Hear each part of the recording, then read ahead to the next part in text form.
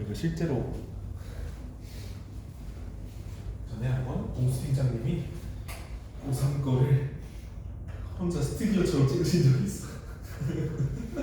인간강사 간접 체험 소리곱셀에 대해서 갈게요. 요렇게 생긴 거, 요렇게 생긴 거, Y자처럼 요렇게 생긴 거, 띵치딩 하는 거. 자, 소리곱셀은 뭐 이 과학은, 자, 과학이든 음악 관련 예술이든 이 단위를 보면 시간이 조금 걸리겠구나 라고 생각, 헤르츠를 보면 조금 시간이 걸리겠구나 생각하면 돼요. 그 작년 수능 특강 전설의 지문이라고 내가 생각하는 기타와 옥타브, 이게 한글에 같이 나왔어요. 기타 코드 찍는 방법이랑 옥타브에 관한 얘기가 같이 나왔어요. 그래서 가나 문단까지는 기타 얘기를 해. 어떻게 짚고 어떻게 짚고, 근데 갑자기 다음 문단부터 같은 글인데 옥타브 얘기를 해. 그 숫자 얘기로 이게 막 튀어나왔어요. 고3 애들이 나 이런 거 나오면 그거 안 보겠다. 다행히 나오진 않았습니다. 너무 어려웠어요. 자, 소리곱셀은 굵기가 일정한 금속 사각망대를 U자형으로 구부리고 아래쪽에 쇠기둥을 단단하게 용접한 것으로 작은 망치로 때리면 일정한 진동수의 음을 발생시키는 장치래요. 일정한 진동수 아니면 문제가 나올 수가 없겠죠. 그래서 이런 거 그냥 그렇겠지, 과학인데 그렇겠지 생각하셔도 돼요. 일반적으로 소리곱셀은 여기가 중요하죠. 작을수록 높은 음을 낸다 밑줄. 독서 지문에선 우리가 기존에 생각하는 통념과 반대되는 것들이 오히려 중요합니다. 크기가 작을수록 높은 음을 낸다. 같은 방향이 아니니까 반비례 생각하면 통념과 조금 다를 수 있죠. 그렇기 때문에 작을수록 높은 음을 낸다. 오히려 이게 입줄거리가 되는 겁니다. 작을수록 높은 음을 내더라. 자, 그리고 봅시다. 원래 소리곱셀은 1711년에 영국의 트럼펫 연주자인 존 슈어가 악기를 조율할 때 기준음을 내는 도구로 개발한 것이었다. 원래 그랬대요. 처음에 사람들은 소리곱새가 건반 악기에 어떤 음을 낸다는 것은 알았지만 지만의 세모, 대표적인 역점이지, 그지? 그러면 앞에 알았지만 읽는 순간에 뒤는 뭐 나온다고 보는데 몰랐던 거, 그지? 알았지만 나오는 순간에 뒤는 몰랐던 게 나오겠구나라고, 이런 거를 조금 더 책을 이쁘게 쓰면 뭐가 되냐면요, 인강에서 파는 그 반응 독해라는 게 돼요. 그 엠모 스터디에 있는 그런 게 돼요. 책을 이쁘게 써서 발견이요. 자, 봅시다. 그것이 정확하게 초당 몇 회의 진동을 하는지는 알지 못했다, 몰랐던 건 나오죠, 그지? 이렇게 만들어진 소리곱새로 악기를 조율하였기에 지역마다 연주자마다 악기들은 조금씩 다른 기준음을 가졌다. 그렇죠? 띵, 띵, 해서 소리곱새 갖고 있는 거야. 딴 놈은 띵, 조금 있는데 띵, 요걸로 하자. 소리곱새 따로 갖고 있는 거야. 튜닝해. 뭐 이런 거겠죠. 왜? 정확한 기준이 없으니까. 소리곱새가 정확하게 얼마의 진동수를 갖는지를 알아내는 것은 정확한 측정 장치가 없는 당시로서는 매우 어려운 문제처럼 보였다. 좀 뭐가 있어야지. 뭐 다수결 할 것도 아니고, 그죠? 그래서 이 문제 뭡니까? 바로 위에 말한 문제죠. 그지? 이 문제는 독일의 음향학자인 요한 샤이블러에 의해 1834년에 명쾌하게 해결되었대요. 명쾌하게 해결되었으면 이거 가지고 더 연구한 얘기는 안 나오겠죠. 그치? 샤이블러는 이 문제를 풀기 위해 다른 진동을 내는 두 개의 소리곱새가 만들어내는 맥놀이 진동수를 세는 법을 사용했다. 혹시 처음 보는 거 개념 나오겠죠, 그치? 자, 맥놀이란 진동수가 약간 다른 두 개의 소리가 간섭을 일으켜 소리가 주기적으로 세워졌다 약해졌다 하는 현상이다. 서로 다른 진동수를 갖는 두 음이 함께 울릴 때 생기는 맥노리의 진동수는 두음의 진동수의 차 빼기에 해당한다는 거죠. 맥노리 진동수는 초당 4회, 즉 4Hz 정도일 때, 맥노리 진동수는 4Hz 정도일 때 귀로 듣고 측정하기에 적당하대요. 그럼 다 빼고 4Hz가 적당하다 그랬으면 뭘로 고정될 확률이 높아요? 4Hz로 고정돼서 쓸 확률이 높다는 거죠. 자, 그리고 보는 겁니다. 샤이블러의 실험에는 여러 개의 소리 곱새가 필요했대요. 그는 어떤 동반학계의 A음과 같은 음을 내도록 A음과 같은 음을 내도록 만든 1번 소리 곱새, 1번 소리 곱새.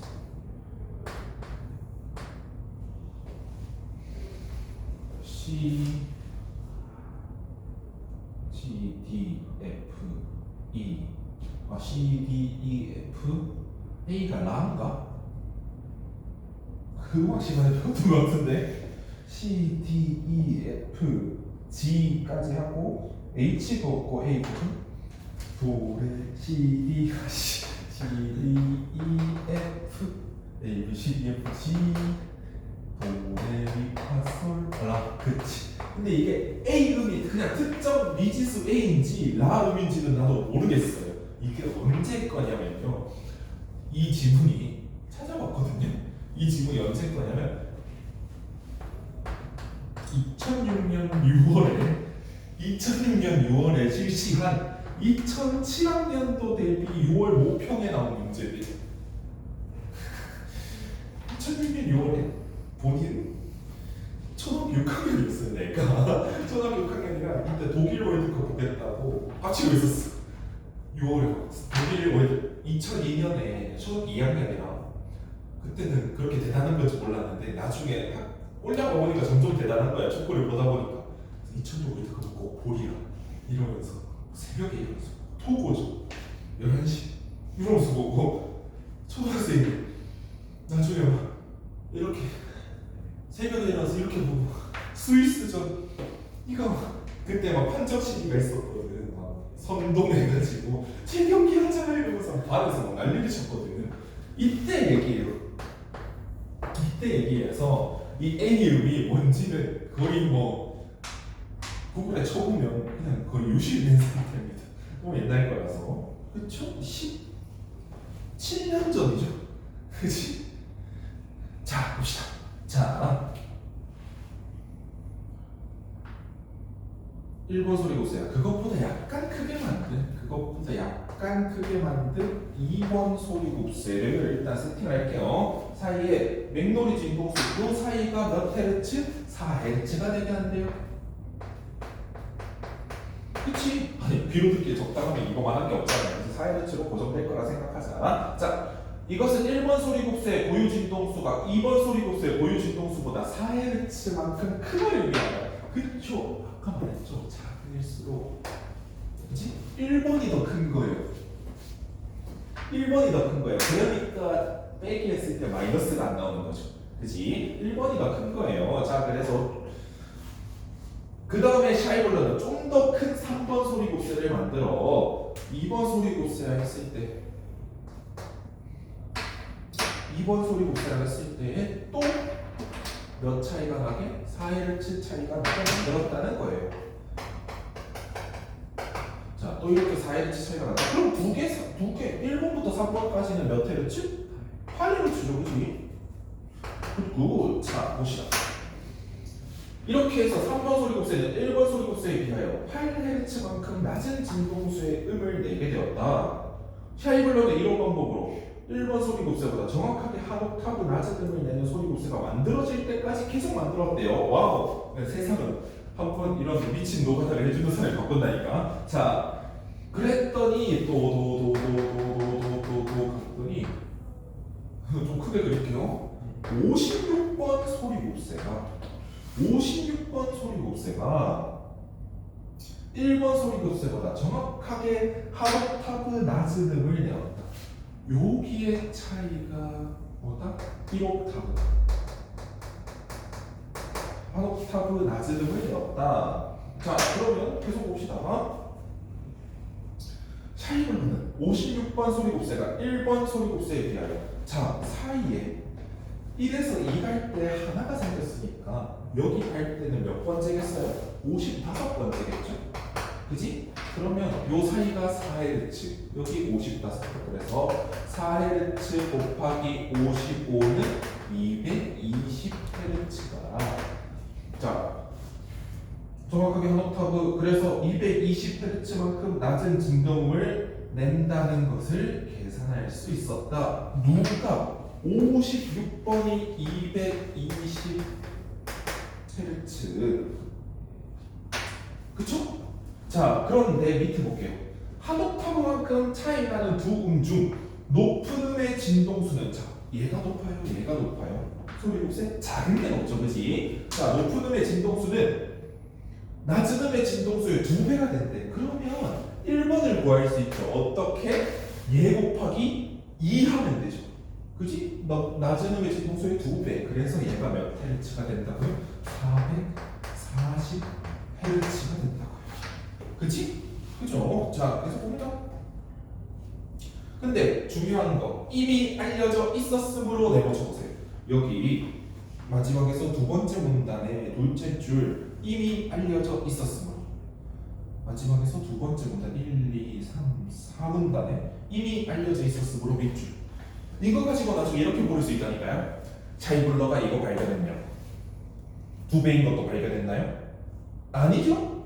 이미 알려져 있었잖아요. 그치? 이렇게 함정이 될 수 있는 거예요. 이렇게 함정이 될 수 있습니다. 이미 알려져 있던 거를 적용하면 된다는 거예요. 1호부터 샤이블러는 소리곱슬의 고유 진동수를 계산해낼 수 있었다. 1번 소리곱슬의 고유 진동수는 56번 소리곱슬의 고유 진동수의 2배이고 그 차이는 220Hz이므로 1번은 440, 56번은 220임을 쉽게 알 수 있었대요. 그래서 이러한 성과에 의지하여 샤이블러는 1834년에 독일의 슈투트가르트에서 열린 과학자들의 회의에서 건반의 A음을, 그렇네요, 라음이겠네. 건반의 A음을 440Hz로 할 것을 제시하였다. 이렇게 해서 만들어진 슈투트가르트 피치는 1834년에 명쾌하게 해결됐다 그랬는데 여기에 1844년에 제안했다 그랬죠. 그럼 이게 해결 방법이었겠죠, 그치? 슈투트가르트 피치는 이후 유럽 여러 나라에서 조율의 기준으로 한동안 널리 쓰였다. 자, 보통 샤이블러가 장사 좀 할 줄 알면 여러 개 만들어서 이거 팔겠죠. A음 사세요 라고. 그래서 뒤에 문제가 4개 있습니다. 유의하실 것은 43번에 유의하셔가지고 풀어보시면 좋겠습니다.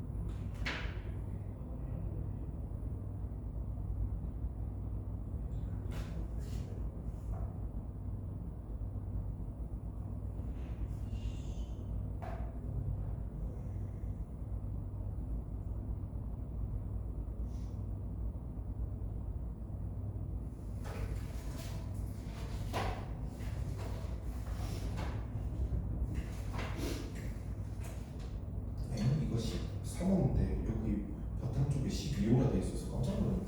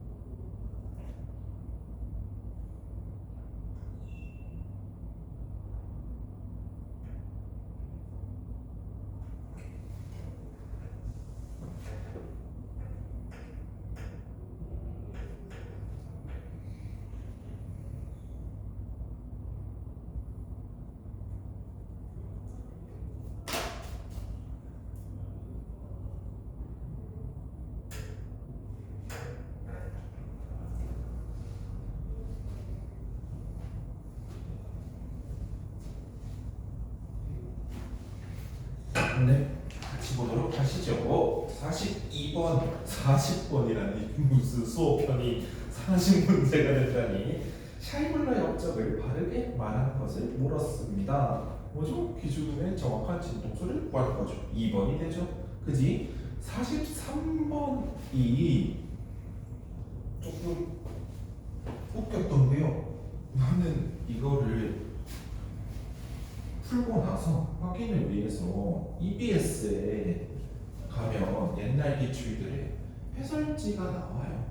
해설지가 나와요. EBS 집필자들이 만든 해설지가 나오는데 나는 오히려 그게 틀렸다고 생각이 들었어요. 같이 볼게요. 자, 이 글의 내용으로 보아 샤이블러가 사용한 1번 소리곱쇠 1번 소리곱쇠가 몇 헤르츠? 200헤르츠의 고유 진동수를 갖는다고 가정한다. 실험에 대한 옳은 설명은 자, 얘가 한 옥타브 낮은 거 아까 56번이 4 곱하기 55 해서 220 해서 얘가 220Hz 얘가 440Hz였지. 그치?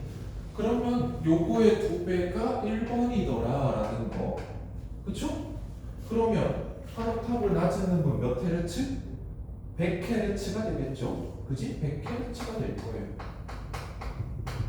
100Hz가 될 겁니다. 자, 그러면 더 볼게요. 100Hz의 고유 진동수를 가질 것이다. 기억 맞는 말이죠. 그지? 그러면 2, 3, 5가 틀린 거가 되죠. 그지? 그래서 니은을 판단할 필요 없기는 한데 그래도 볼게요. 처음과 마지막 소리곱쇠의 고유 진동수의 차이는 200에서 마지막 좀 더 크게 해서 n이라 할게요. 1에서 n까지 차이 얼마? 그대로 100이죠. 그지? 220 아니죠? 그래서 니은이 틀렸고요. 그러면 요 차이 100Hz 요 차이는 뭐 곱하기 뭡니까? 맹몰이 진동수 곱하기 개수지? 사이의 개수죠? 그지? 사이의 개수잖아요? 맹몰이 얼마? 바뀐 거 있나요? 없어요. 뭘로 고정? 아까 썼던 거 4로 고정 해야죠. 4에서 뭐 곱해서 100 나오려면요 25가 돼야 되죠. 근데 25가 되면 됩니까? EBS는 25라고 했거든요. 사이 개수가 25인데 얘는 26가 되겠지. 그렇지 않습니까? 난 그렇다고 생각해요. 그래서 소리곱쇠 개수를 1부터 25까지 세면 25개에서 끝나잖아요. 그럼 사이에 24개가 있겠죠. 사이에 25개가 있으려면 아까 55를 곱했을 때 56번이듯이 얘도 26번이 돼야 된다고 생각합니다. 그쵸? 그래서 26개일 것이다 라고 생각합니다. 그래서 답은 1번. EBS 이거 25개이다 이라고 설명도 안 해놨더라고. 근데 25개면 중간에 사이에 24개 있으니까 틀렸다고 생각합니다. 자, 그래서 1번이 돼야 되고요. 아마 여기 제일 어려웠을 거예요. 그래서 43번 같은 경우에. 근데 이게 50이면 51일까? 50일까? 이 생각만 하지 반토막일까? 이런 생각을 잘 안 하거든요. 근데 다른 거 다 됐고 사이즈가 안 변했다는 거 그걸 찾으면 돼요. 44번 기억이 도입된 곳에서 일어나는 거 뭐예요? 이제 표준 나왔으니까 이걸로 만들어줘 하겠죠. 5번. 자, 45번은 이런 게 뭐 배울 때 진짜 기초가 됐냐면요. 세월이 흐르고 흘러 이태에서 최근 한 뭐 5개년 정도 이거 문제집에 자꾸 등장을 하기 시작해요. 이런 유형들에서 심화된 게 이게 뭐냐면 삼성 입사시험입니다. 삼성 입사시험에 진짜 뭐 풀어야 되는 것들 중에 하나가 요런 거더라고요. 자, 답은 뭡니까? 너무 간단한 얘기죠. 그지? 너무 간단한 얘기예요. 단단하다 약하다도 반대가 될 수 있지만 약하다의 반대는 세다도 될 수 있다 이 말입니다. 그럼 어리다의 반대가 적다가 될 수 있나요? 아니죠? 바로 하시면 돼요. 1번 하시면 됩니다. 어리다의 반대가 적다가 성립하지 않기 때문에. 자, 늦추다가 단계가 반대가 이 텐션을 늦추다 이렇게 할 수 있어요. 이 늦추다도 있어요. 이 힘을 주는 걸 좀 늦춰주다, 텐션을 늦춰주다, 요게 있기 때문이에요. 그래서 5번이 맞는 말이고요. 1번이 틀린 거예요. 늦추다가 이렇게 좀 고삐를 늦추다, 텐션을 늦추다, 약간 이런 느낌도 있어요. 느슨하게 하다 이런 느낌이 좀 있거든요. 자, 그래서 45번은 1번이고요. 자, 그러면 어디로 가느냐? 저번 시간을 못 들으셨으니까 어디를 낼 거냐? 요 책을 봐서 어차피 설명할 건 똑같아요. 오늘 해밀고에서도 어차피 이 수업편 풀기 위해서 요 책의 개념을 다시 확인했습니다. 걔는 다 들었어서. 그래서 어차피 똑같은 거 할 건데요. 자, 저기 과제편에 가가지고 내가 이거를 저번 주에 하고 페이지에 딸려가지고 같이 버렸더라고. 그래서 이 책을 좀 빌려왔어요. 여기 쓰면 안 되니까 이거 드렸습니다. 자, 그래서 단어와 형태소 개념 보고 문제 조금 풀다가 또 문제 조금 풀고 확인하고 그러다가 적절할 때 귀가하도록 합시다. 자, 저기 음운 넘어가서 16페이지 과제편에 16 써져 있는 그 페이지로 좀 갈게요.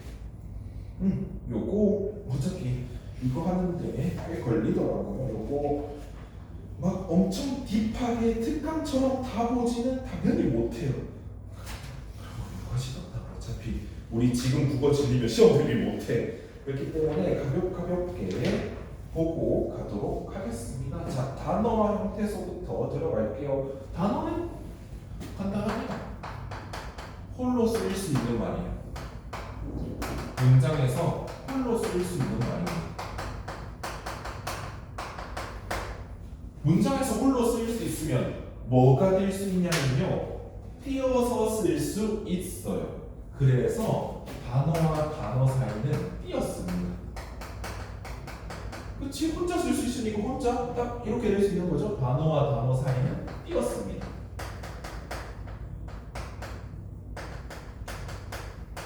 근데 이렇게 그냥 끝나면 우리 국어 문법이 아니지. 예외 있어야지. 그놈의 단 있습니다. 단, 조사는 앞말에 붙였습니다. 그 말인 즉슨 조사도 뭐다? 단어다. 조사도 단어다. 이거 사실 학교 문법 만들면서 끼워 넣은 거예요. 나중에 저기 국문과 수업 심심하면 들어보세요. 거기서는 학교에서 이렇게 가르치는데 라고 하신다. 또 교수님이 아주 죽는 줄 알았어요. 자, 그래서 하늘이 맑다 라고 있는데 하늘이 맑다, 하늘이 맑다, 하늘이 맑다네요. 자, 하늘 단어죠. 근데 조사도 단어지만 하늘에 붙은 거예요. 그죠? 요거 단어죠. 요렇게 보라는 겁니다. 이렇게 보라는 거예요. 자, 그래서 단어는 몇 개? 띄어쓰기 한 번이나 두 개라고 생각할 수 있지만 조사가 있으니까 세 개. 이렇게 보는 거라고요. 자, 형태소 갑시다. 형태소는 조금 더 쪼개는 거예요. 단어에서. 뭐냐고 하면 뜻을 가진 가장 작은 말의 단위입니다.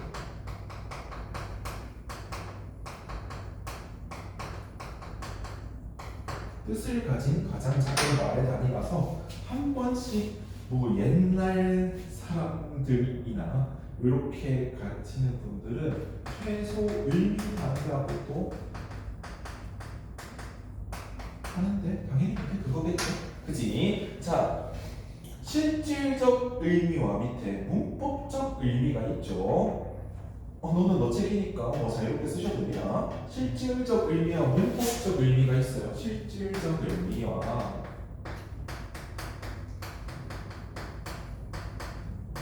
문법적 의미가 있어요.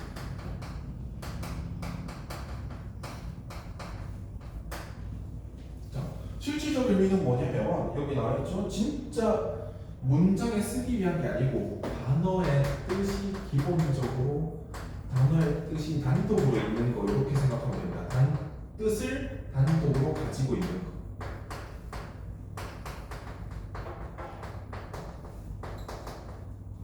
단어의 뜻을 단독으로 가지고 있는 거라 생각하면 돼요. 그리고 문법적 의미는 문장을 만들 때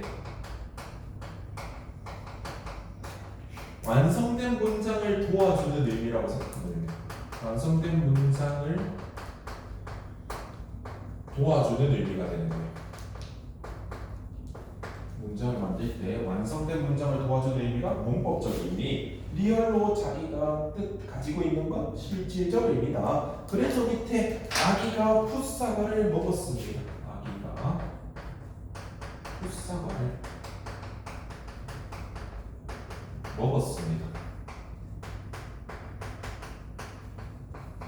자, 아기가 풋사과를 먹었습니다. 요걸 쪼개자는 거예요. 뭘로? 형태소 단위로 쪼개져요. 자, 아기가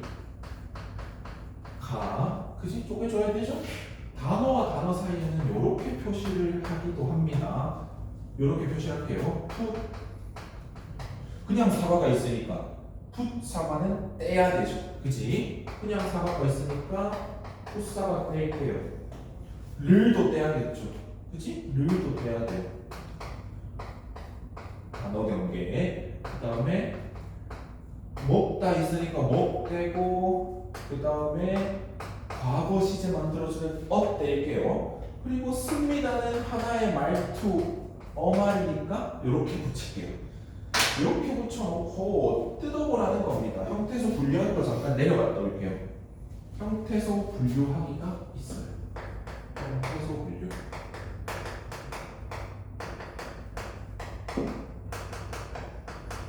형태소에 분류가 있습니다. 자, 분류 기준이 있죠. 하나는 자립성 유무. 혼자 쓸 수 있냐 없냐. 유무는 있고 없고겠죠. 자, 실질적 의미 유무도 있습니다. 실질적 의미 유무에 따라 또 나뉩니다. 그래서 두 가지 기준으로 각기 다르게 나눌 수 있는 거지 기준이 네 가지인 건 아니에요. 종류가 네 가지인 건 아니라고 볼 수 있습니다. 같은 건 한 형태소는 요거 중에 하나씩 갖고 있겠죠. 그래서 얘를 자립성 유무니까 자립성이 있으면 자립 형태소겠죠.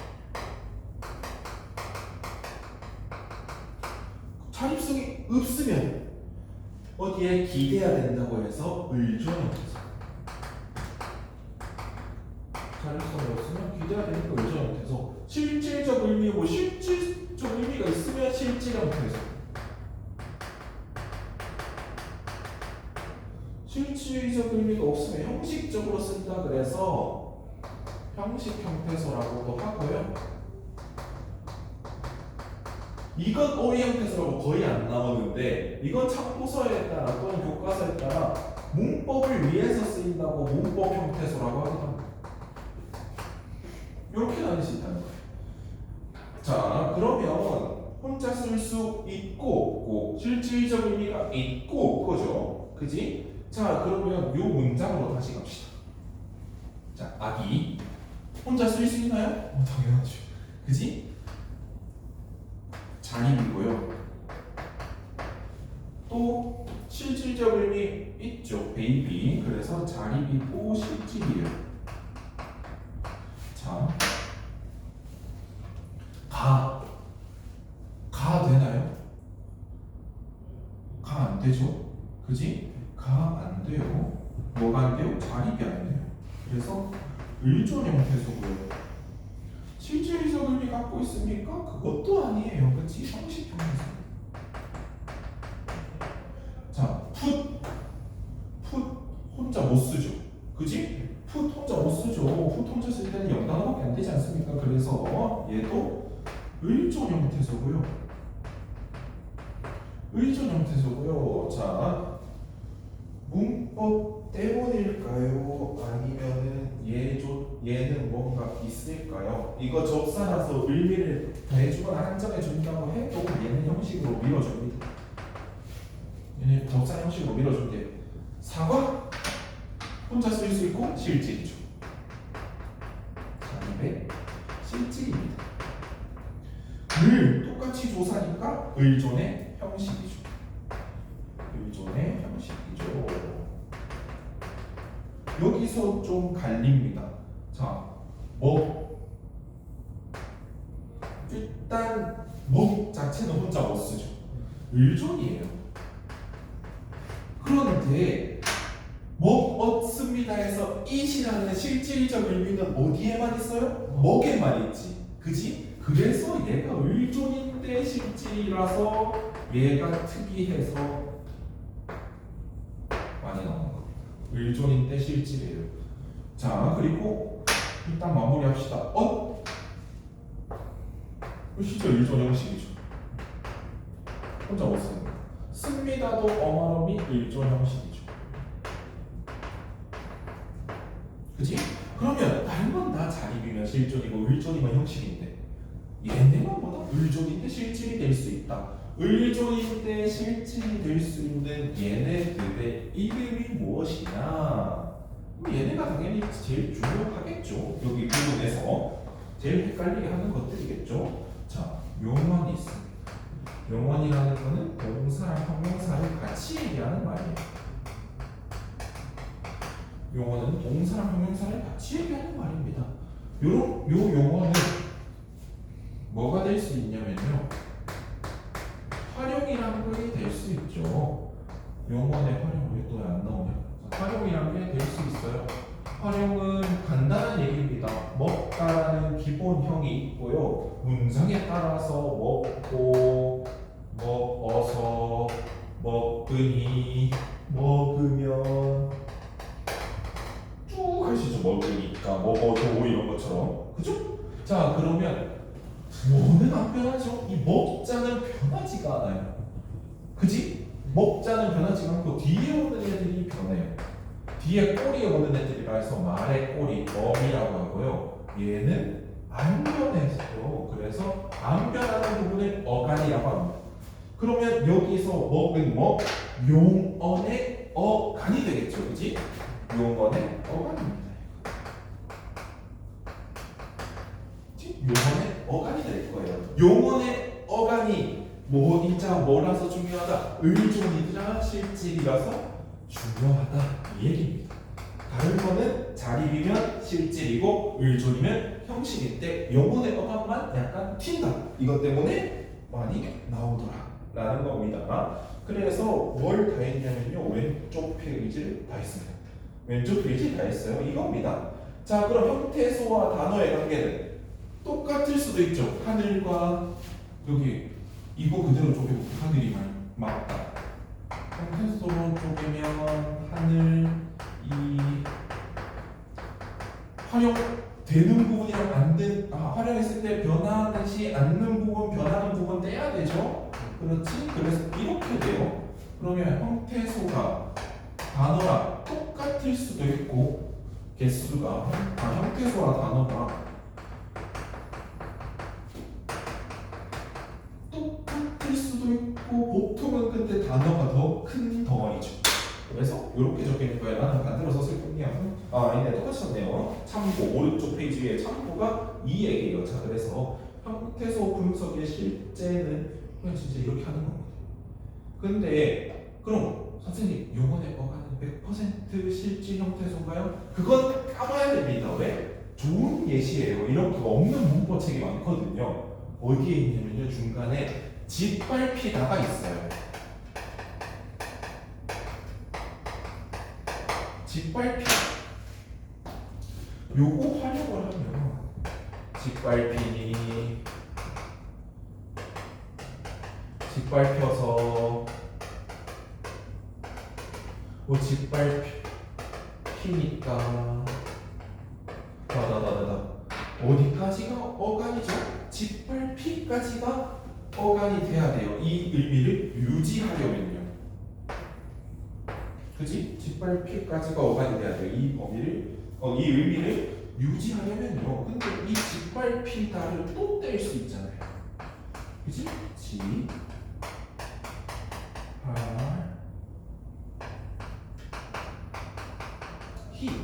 이렇게. 당하는 것 때문에 이렇게 더 밟다, 꾹 밟다 때문에 그러면 얘는 실질적인 의미는 얘밖에 없는 거예요. 얘는 뭐다? 의미를 더해주고 피동을 만들어주는 접사들인 거죠. 그래서 까보면 형식, 실질, 형식이 될 수도 있다. 그래서 뭘 하면 된다? 까봤을 때 영혼의 어간을 판단하면 된다는 거예요. 진짜 의미를 가지고 있는 애들을 판단하면 되는 거다라고 하는 겁니다. 그래서 16, 17을 다 했습니다. 이걸 숙제하는 얘기는 아니고요. 이거는 그냥 가지시는 거고요. 그래서 단어의 형성을 좀 보기에 볼게요. 단어 형성을 좀 보고 거의 다음 시간에는 이제 어차피 숙제로 나가는 거 문제 좀 풀고 해설하고 이렇게 좀 보도록 합시다. 자, 단어의 분류 가도록 합시다. 그러면 요 홀로 쓰일 수 있는 말의 단위인 단어를 또 어떻게 분류를 하느냐 요거를 좀 보도록 합시다.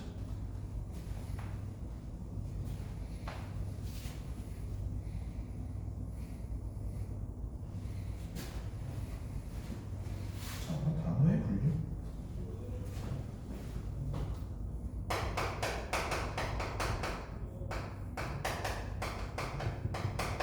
단어의 분류 같이 볼게요. 형성 방법에 따라 나뉜데요. 뭐 중요한 건 아니고요. 단어는 뭘로 나뉜다? 두 가지로 나뉜다. 일단 단위로 복합어가 있어요.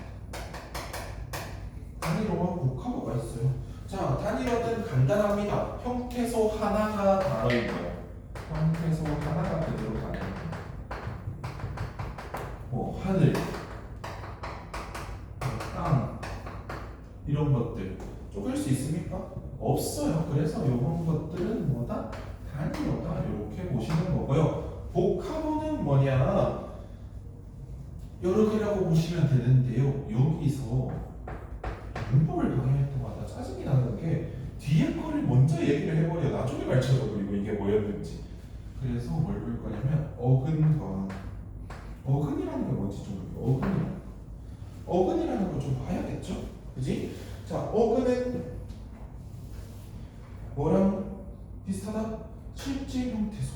그죠? 여기 실질 형태소가 돼 있죠. 그지? 단어를 형성할 때 실질적 의미 갖고 있으면 걔가 어근이래요. 실질적 의미. 그럼 실질 형태소랑 같게 생각하셔도 무방하겠다라는 거죠. 그지? 자, 그러면 접사는 뭐다? 형식 형태소고 나중에 다시 접사가 뭔지 바로 확인할 겁니다. 자, 봅시다. 단위론의 형태소 하나. 그러면은 복합어는 또 두 가지로 나뉩니다. 실질적 의미 있는 두 개 합쳐질 수 있겠죠. 논과 밭 합쳐서 뭐랄까? 논밭이라 하죠. 그지? 그럼 뭐죠? 그래서 어근 플러스 어근 된 애들이 있어요. 어근 플러스 어근이 된 애들은 어근끼리 합쳐졌다고 해서 합성어가 됩니다. 어근끼리 합쳐졌다고 해서 합성어가 돼요. 자, 그런데 뭐 예를 들어 군소리, 군살 뭐 이런 것들은 소리랑 살은 의미가 딱 있죠. 얘네는 자립이 가능한 실질이죠. 근데 구는 여기서 뭡니까? 쓸데없는 여분의 이런 얘기예요. 쓸데없는 없어도 되는 이런 얘기죠. 이런 것들이 붙으면 소리와 살을 수식해주는 역할을 하는 거죠. 단어 안에서. 그치? 이런 거를 뭐라고 그러냐? 접사라고 그럽니다. 이런 거를 접사라고 그래요. 어근의 의미를 제한시키든 뭐 조금 돌려놓든 이렇게 어근에 붙어 나오는 애들이 접사다. 이렇게 생각하시면 됩니다. 어근 없으면 못 나오는 애들. 자, 그러면 요거는 접사가 어디에 붙은 거예요? 앞에 붙은 거죠. 그지? 그런데 이런 거는 그래서 머리 두자 써서 접두사라고 하죠. 하지만 접사가 뒤에 붙을 수도 있죠. 뒤에 붙을 수도 있어요. 뭐 예를 들어서 뭐 개구쟁이, 심술쟁이 이런 것들이요. 쟁이 같은 것들은 앞에 뭐 없으면 못 쓰죠. 그지? 그래서 접사가 이렇게 뒤에 붙으면 뭐라 한다? 꼬리 밑자 써서 접미사라고 합니다. 접두사는 어근 앞에 올 거고요. 접두사는 어근 앞에 올 거고 전미사는 어근 뒤에 오겠죠. 어근 플러스 전미사겠죠. 근데 뭐 그냥 이걸 합쳐서 어근에 접사가 앞이든 뒤든 붙으면 얘를 뭐라고 하더라고요? 파생어라고 합니다. 얘를 파생어라고 합니다. 그러면 단일어와 복합어, 복합어는 합성어와 파생어가 또 있는 거네요. 그래서 여기 파생을 보면 맨손 있죠. 맨손.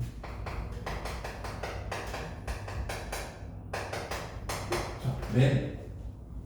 이게 접두사인가 보는 방법은 뒤에 다른 거 넣으면 돼요. 보통 맨발, 맨주먹 그런 것들 있죠? 그럼 맨은 아무것도 착용하지 않은이라는 의미를 가지겠죠? 그지? 접두사일 거고요. 또 뭐 믿음 뭐에서 온 거예요? 믿다에서 온 거죠. 그지? 믿다에서 온 거예요. 믿다에다가 음이라는 게 붙어서 뭐를 해준 거예요? 믿다는 품사가 뭡니까? 그렇죠? 동사죠? 그런데 음이 붙은 믿음은 보통 뭐로 써요? 명사로 쓰죠. 그지? 이렇게 품사를 바꿔주기도 한다. 그죠? 얘는 뭘 바꿔줘요? 의미를 플러스 해주는 거죠. 그지? 얘는 품사를 바꿔주는 거예요. 그죠? 그래서 어디까지 했냐면요. 어근의 의미를 더해주는 기능, 어근의 품사를 바꿔주는 기능까지 했습니다. 접사. 그쵸? 자, 그럼 어근과 어간, 접사와 어미의 구분. 요게 질문이 좀 많이 나오더라고요. 질문이 좀 많이 나오더라고요. 그래서 요거 한번 봅시다. 어근과 어간. 자, 어근의 짝은 어근의 짝 어근인 거는 뭐 당연한 거겠죠. 그래서 어근의 짝은 접사로 두고요. 여기서 어간의 짝은 어미로 둡시다. 오케이. 자, 이게 쓸 때 다른 거예요. 그냥 쓸 때 다른 겁니다. 어간과 어미 아까 말했죠. 용언이 활용될 때는 어느 게 어간이고 어민지 찾아야 되는 거고요.